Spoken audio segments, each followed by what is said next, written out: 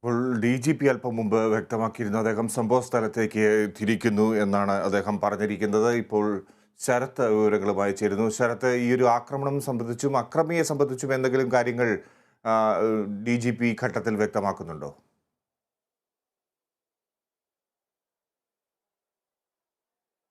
Fiji സംസ്ഥാനം ഇതേവരെ കണ്ടിട്ടില്ലാത്ത നിലയിലുള്ള അക്രമ സംഭവമാണ് കഴിഞ്ഞ ദിവസം അരങ്ങേറിയിരിക്കുന്നത്. അതുകൊണ്ട് തന്നെ വളരെ ഗൗരവത്തിലാണ് ഈ വിഷയം സംസ്ഥാന പോലീസ് കൈകാര്യം ചെയ്യുകയും ചെയ്യുന്നത്. അത് വ്യക്തമാക്കുന്നതാണ് അല്പസമയം മുൻപ് DGP നടത്തിയ പ്രതികരണം.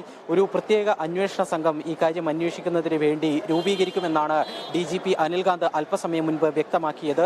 നിലവിൽ ഈ കേസുമായി ബന്ധപ്പെട്ടിട്ടുള്ള കാര്യങ്ങളെല്ലാം തന്നെ അന്വേഷണമടക്കമുള്ള കാര്യങ്ങളെല്ലാം തന്നെ അതിന്റെ മേൽനോട്ടം വഹിക്കുന്നത് ഉത്തരമേഖല IG ആണ്. അദ്ദേഹവുമായി ഇക്കാര്യങ്ങളൊക്കെ തന്നെ സംസാരിച്ചിട്ടുണ്ട്. വൈകാതെ കണ്ണൂരിലെത്തി IG യുമായി സംസാരിച്ച ശേഷം പ്രത്യേക അന്വേഷണ സംഘം രൂപീകരിച്ചുകൊണ്ടുള്ള തീരുമാനം പ്രഖ്യാപിക്കും.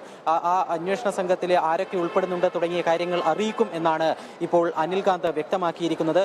ഏതായാലും ഒരു പ്രത്യേക അന്വേഷണ സംഘം രൂപീകരിക്കാനുള്ള തീരുമാനം DGP അറിയിച്ചിരിക്കുന്നു. അതിന്റെ ഘടന, അന്വേഷണ സംഘത്തിൽ ആരൊക്കെ ഉണ്ടാകും എന്നതടക്കമുള്ള കാര്യങ്ങൾ വൈകാതെ വ്യക്തമാകും.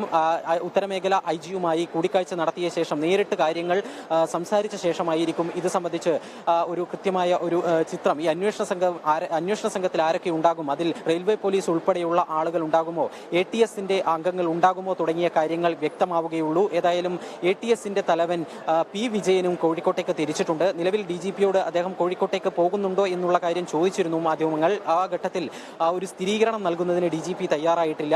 നിലവിൽ DGP നേരത്തെ നിശ്ചയിച്ച ഒരു പരിപാടിയിൽ പങ്കെടുക്കുന്നതിന് വേണ്ടിയാണ് കണ്ണൂരിലേക്ക് പോകുന്നത്. കണ്ണൂരിൽ ഒരു പോലീസ് സ്റ്റേഷന്റെ കെട്ടിട ഉദ്ഘാടനമുണ്ട്. ആ ചടങ്ങിൽ പങ്കെടുക്കുന്നതിന് വേണ്ടിയാണ് DGP നിലവിൽ യാത്ര നിശ്ചയിച്ചിരിക്കുന്നത്. ഈ സാഹചര്യങ്ങളൊക്കെ തന്നെ നോക്കി ഒരുപക്ഷെ അദ്ദേഹം കോഴിക്കോട്ടേക്ക് പോകാനുള്ള സാധ്യതയാണ് കാണുന്നത്. ഔദ്യോഗികമായി കോഴിക്കോട്ടേക്ക് പോകുമോ ഇല്ലയോ എന്നുള്ള കാര്യത്തിൽ പ്രതികരിക്കാൻ DGP തയ്യാറായിട്ടില്ല. പക്ഷേ മറ്റ് ചില കാര്യങ്ങൾ കൂടി DGP പറഞ്ഞതിൽ പ്രധാനപ്പെട്ട ഒരു കാര്യം ഈ കേസ് വേഗത്തിൽ അവസാനിപ്പിക്കാൻ വേണ്ടി പറ്റുമെന്ന് പ്രതീക്ഷിക്കുന്നു എന്നുള്ളതാണ്. അതായത് ഈ പ്രതിയുമായി ബന്ധപ്പെട്ടിട്ടുള്ള കാര്യങ്ങളെല്ലാം തന്നെ അന്വേഷണ സംഘത്തിന് പ്രതിയിലേക്ക് എത്താൻ വേണ്ടി പറ്റുന്ന നിർണായകമായ തെളിവുകൾ, അതിലേക്ക് നയിക്കുന്ന നിർണായകമായ തെളിവുകൾ പോലീസിന് ലഭിച്ചിട്ടുണ്ട് എന്ന ആത്മവിശ്വാസത്തിന്റെ അടിസ്ഥാനത്തിൽ കൂടിയാകാം പെട്ടെന്ന് കേസ് അവസാനിപ്പിക്കാൻ വേണ്ടി പറ്റുമെന്ന പ്രതീക്ഷ DGP പങ്കുവച്ചിട്ടുള്ളത്. അതോടൊപ്പം ഈ പ്രതിയുമായി ബന്ധപ്പെട്ടിട്ടുള്ള ചില ക്ലൂകൾ, സൂചനകൾ ലഭിച്ചിട്ടുണ്ട് എന്നും DGP വ്യക്തമാക്കുകയും ചെയ്തിരിക്കുന്നു. ഇനി ഏറ്റവും പ്രധാനമായും അറിയേണ്ടത് ഈ പ്രത്യേക അന്വേഷണ സംഘം രൂപീകരിക്കുമ്പോൾ അതിന്റെ ഘടന എങ്ങനെയായിരിക്കും, അതിനോടൊപ്പം തന്നെ ആരായിരിക്കും ഈ അന്വേഷണ സംഘത്തിന് നേതൃത്വം നൽകുക തുടങ്ങിയ കാര്യങ്ങളാണ്. ഇന്ന് തന്നെ അക്കാര്യത്തിൽ ഉച്ചയ്ക്ക് ശേഷം DGP ഉത്തരമേഖല IG യുമായി കൂടിക്കാഴ്ച നടത്തിയ ശേഷം ഇക്കാര്യത്തിൽ ഒരു തീരുമാനം ഉണ്ടാവുകയും ചെയ്യും. ഏതായാലും രാവിലെ 8 മണിയോടുകൂടി DGPയും അതുപോലെ തന്നെ മറ്റ് ഉന്നത ഉദ്യോഗസ്ഥരുമെല്ലാം തിരുവനന്തപുരത്ത് യോഗം ചേർന്നിരുന്നു. ഈ സാഹചര്യങ്ങൾ വിലയിരുത്തുകയും ചെയ്തിരുന്നു. ആ യോഗത്തിന്റെ കൂടി ധാരണയുടെ അടിസ്ഥാനത്തിലാണ് ഈ ഇത്തരത്തിലൊരു പ്രത്യേക അന്വേഷണ സംഘം രൂപീകരിക്കുന്നതിന് വേണ്ടിയുള്ള തീരുമാനം കൈക്കൊണ്ടിരിക്കുന്നത്.